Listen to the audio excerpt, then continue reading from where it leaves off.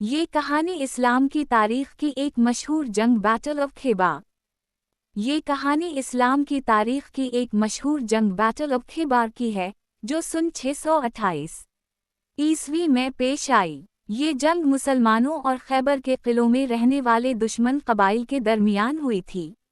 اس جنگ میں مسلمانوں کی قیادت پروفٹ محمد کر رہے تھے۔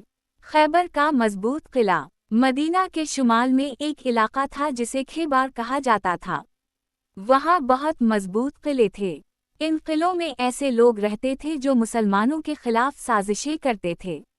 وہ بار بار مدینہ پر حملہ کرنے کی تیاری کرتے رہتے تھے۔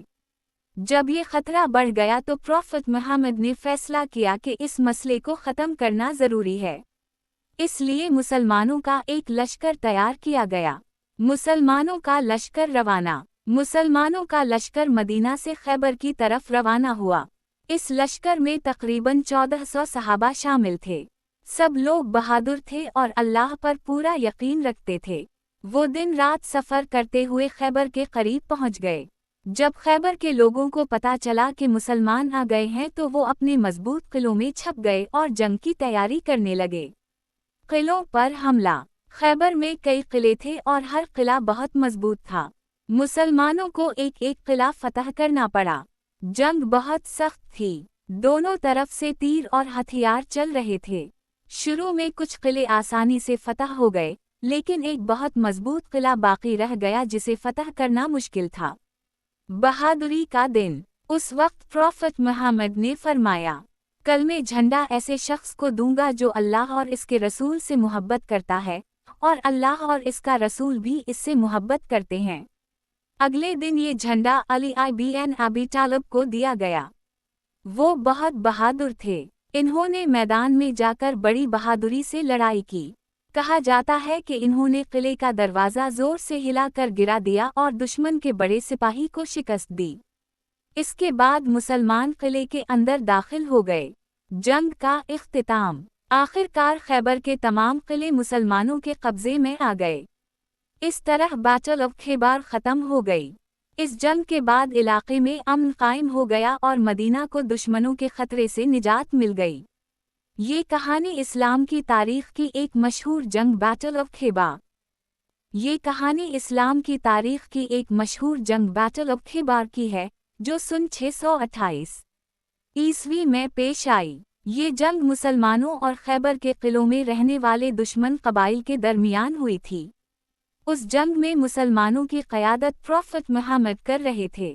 خیبر کا مضبوط قلعہ۔ مدینہ کے شمال میں ایک علاقہ تھا جسے خیبر کہا جاتا تھا۔ وہاں بہت مضبوط قلعے تھے۔ ان قلعوں میں ایسے لوگ رہتے تھے جو مسلمانوں کے خلاف سازشیں کرتے تھے۔ وہ بار بار مدینہ پر حملہ کرنے کی تیاری کرتے رہتے تھے۔ جب یہ خطرہ بڑھ گیا تو پروفٹ محمد نے فیصلہ کیا کہ اس مسئلے کو ختم کرنا ضروری ہے۔ اس لیے مسلمانوں کا ایک لشکر تیار کیا گیا۔ مسلمانوں کا لشکر روانہ۔ مسلمانوں کا لشکر مدینہ سے خیبر کی طرف روانہ ہوا۔ اس لشکر میں تقریباً 1400 صحابہ شامل تھے۔ سب لوگ بہادر تھے اور اللہ پر پورا یقین رکھتے تھے۔ وہ دن رات سفر کرتے ہوئے خیبر کے قریب پہنچ گئے۔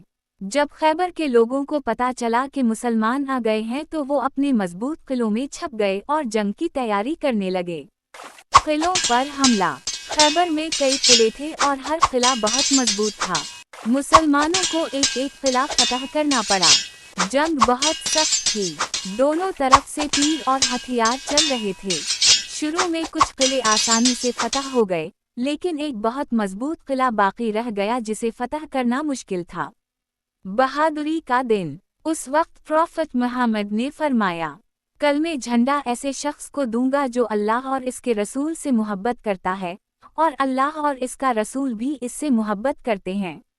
اگلے دن یہ جھنڈا علی بن ابی طالب کو دیا گیا۔ وہ بہت بہادر تھے۔ انہوں نے میدان میں جا کر بڑی بہادری سے لڑائی کی۔ کہا جاتا ہے کہ انہوں نے قلعے کا دروازہ زور سے ہلا کر گرا دیا اور دشمن کے بڑے سپاہی کو شکست دی۔ اس کے بعد مسلمان قلعے کے اندر داخل ہو گئے۔ جنگ کا اختتام۔ آخر کار خیبر کے تمام قلعے مسلمانوں کے قبضے میں آ گئے۔ इस तरह बैटल ऑफ खैबर ख़त्म हो गई। इस जंग के बाद इलाके में अमन कायम हो गया और मदीना को दुश्मनों के खतरे से निजात मिल गई।